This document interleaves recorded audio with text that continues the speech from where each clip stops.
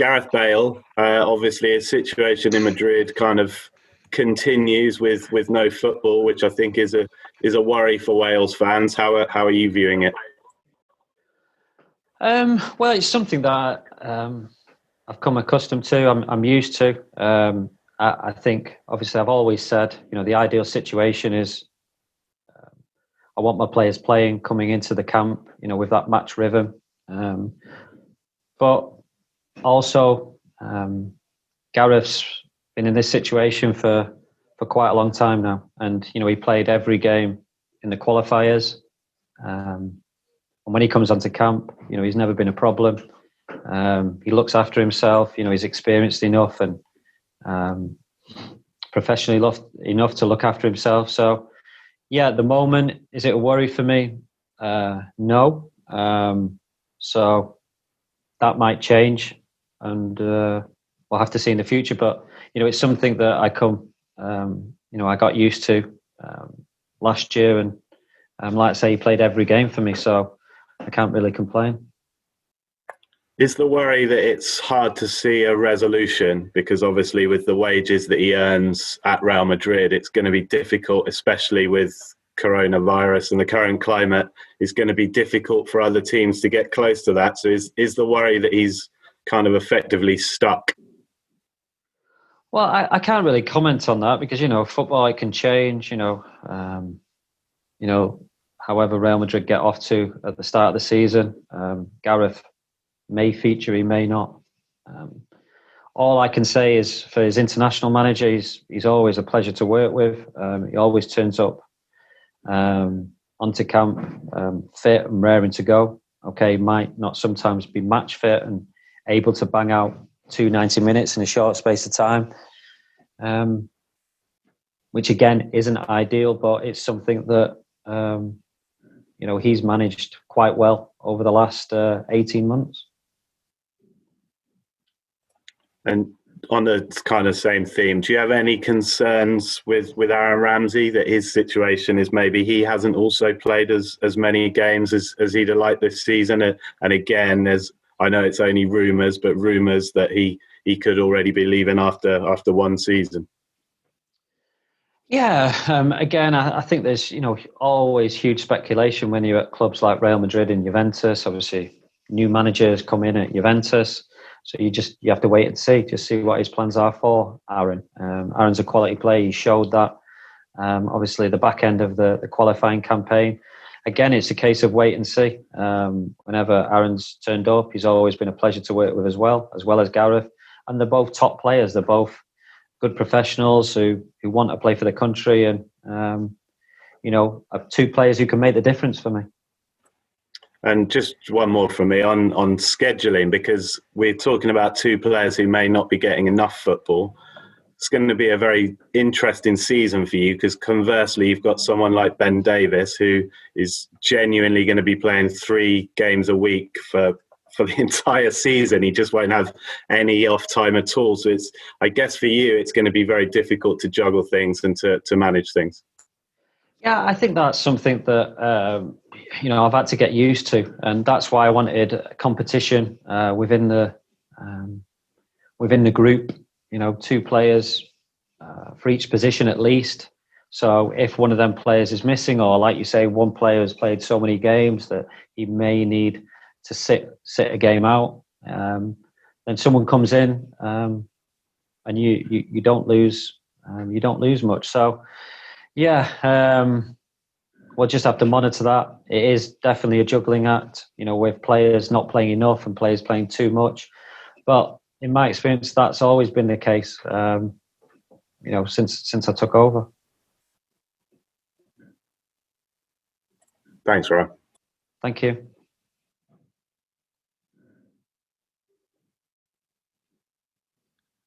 Hi, Ryan. Hi. Hi, Gary from the Times. Hi, can I just ask, Ryan? I mean, you mentioned sort of it might change with Gareth. How will you view this year? And is it sort of even if he doesn't play much, you sort of almost guarantee his spot at the Euros, or how will you assess whether you'll be picking him throughout the season?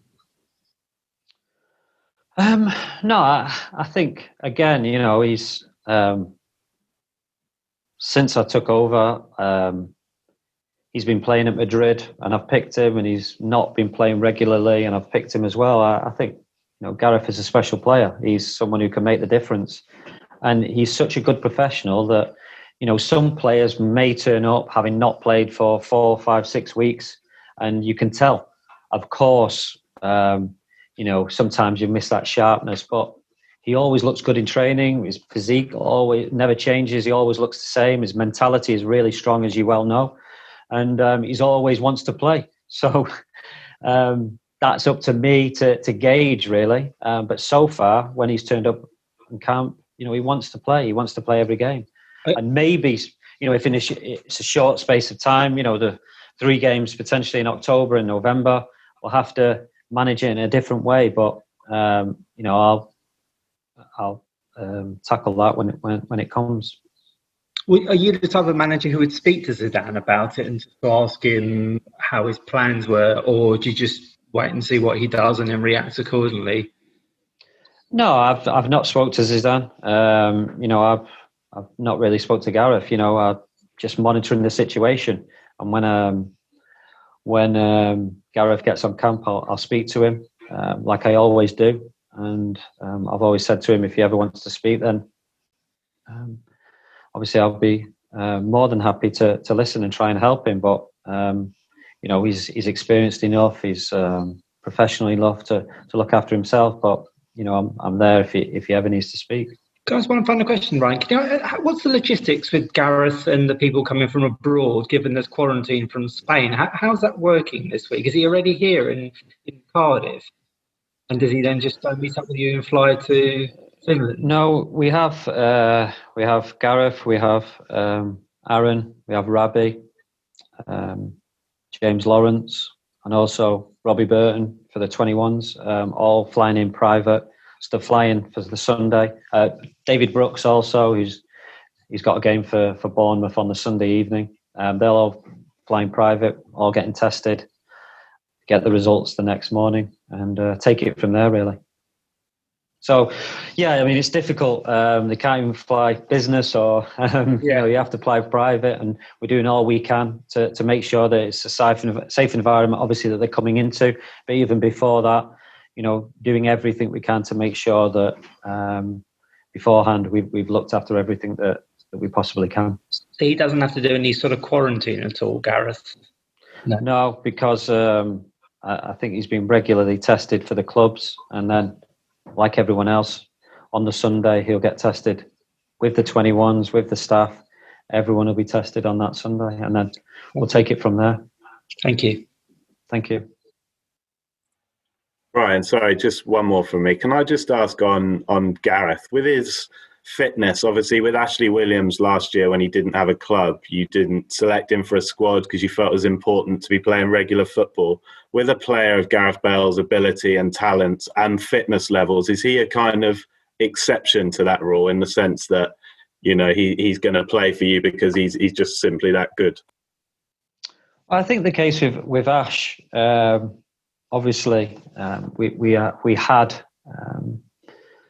a lot of alternatives. With Joe Rodham coming in, obviously Chris Mepham, Tom Lockyer, James Lawrence, Ethan can play there. Now we have Cabango. So, it's judged by obviously the players that are available and the individual. Gareth is, like I said, looks after himself, as does Ash.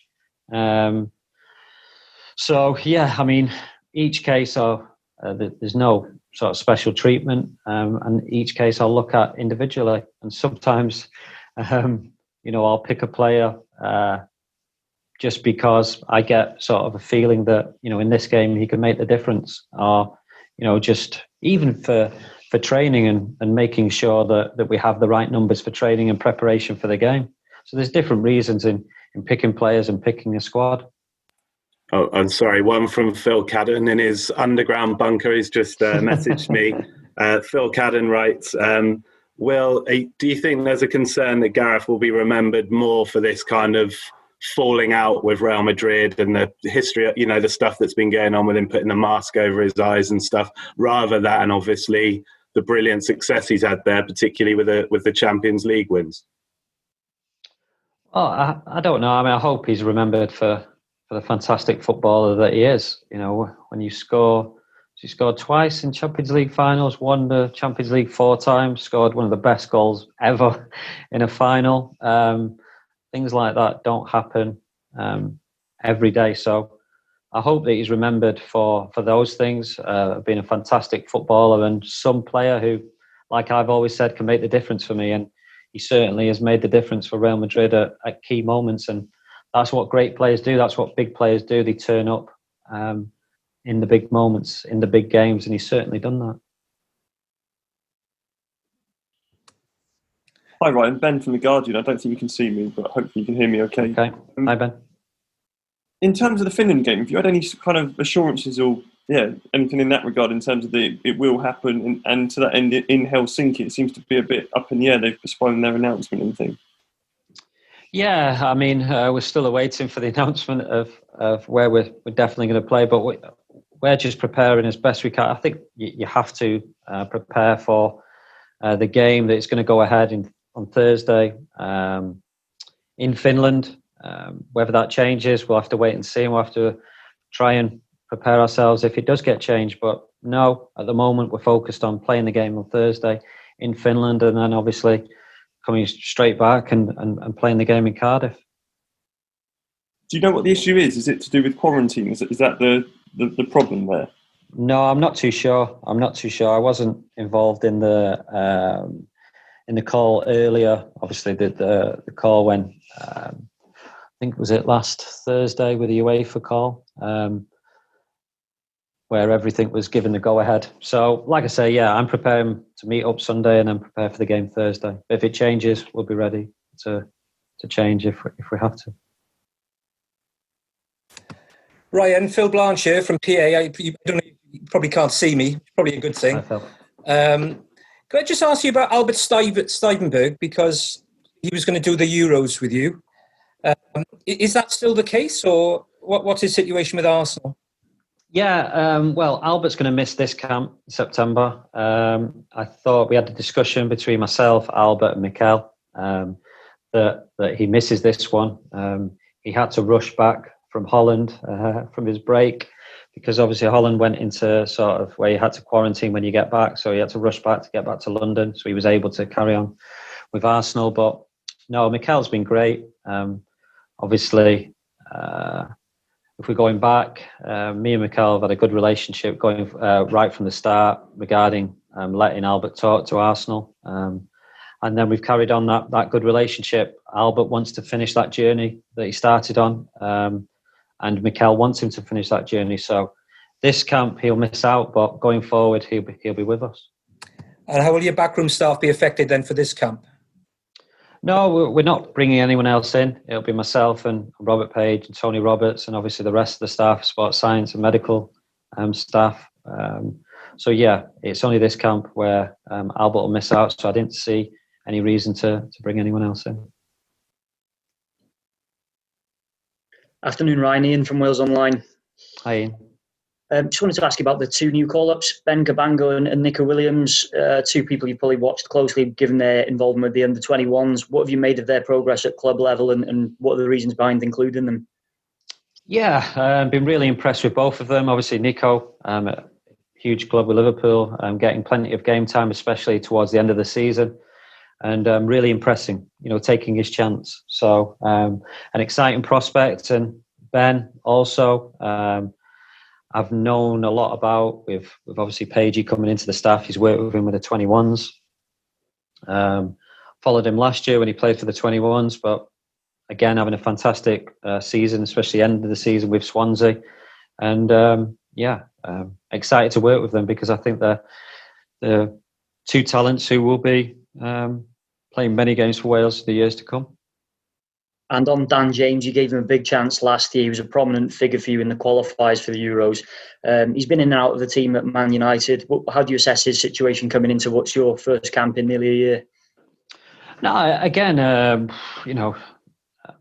player who I know well, who had a really good start to to his United career. Obviously, he didn't play as much towards the end of the season, but sometimes in the long run that can help you. You can have a sort of different perspective of things. And DJ's always been great when he's come into camp again. And I think the players who don't necessarily play all the time for their clubs, it gives them a chance to actually obviously get some minutes and try and get some form going back to their clubs and showing the clubs what they can do. So perhaps DJ is in that camp. Obviously they start a little bit later, United start a week later, but DJ will turn up fit and raring to go, I'm sure. Thanks very much, Ryan. Thank you. Cheers. Ryan, it's Rob Cole from Westgate. Given Nico Williams has dual qualification, you'll be pretty keen to get him into a fully capped match, won't you? So there's no chance of him going anywhere else? Or was there never any chance of him going anywhere else? No, I mean, from speaking to Nico, and obviously I think he's sort of the most capped under-19s player for Wales. So, I mean, he's come through the system. Every time I've communicated with him and spoke to him, he's keen to play for Wales. I'd never seen any problems. Obviously, I did see the speculation about he could play for England, but no, it's never cropped up in our conversations, and I'm looking forward to working with him. And your system seems to be working. You look at some of the uncapped players you've got there, and some, Ethan and Rabbi Matonda coming through. The system that's in place now is giving you real options. Yeah, I mean, I said when I took over, I want to leave Welsh football in a better place than when I took over, which was a big ask, because it was probably the best it's ever looked for a long time. But also, for myself and my staff, we want to win games and we want to have a competitive environment. You look at, for example, Nico Williams, Connor Roberts. I mean, wow! Looking at them two fighting it out potentially for that right back position. That's what I want in every position.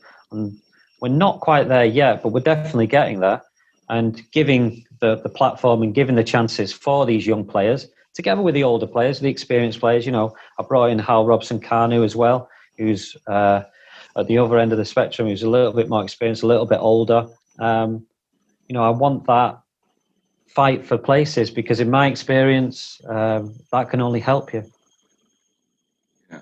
Can you get Chris Gunter to 100 as well? Hopefully, yeah, hopefully. I've just mentioned Nico and Connor.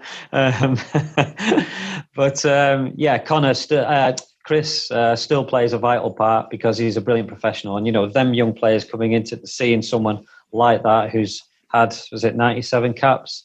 That they're players who can aspire to have the career that Chris has. And, we'll try and get Gunts to that 100, definitely. Thank you.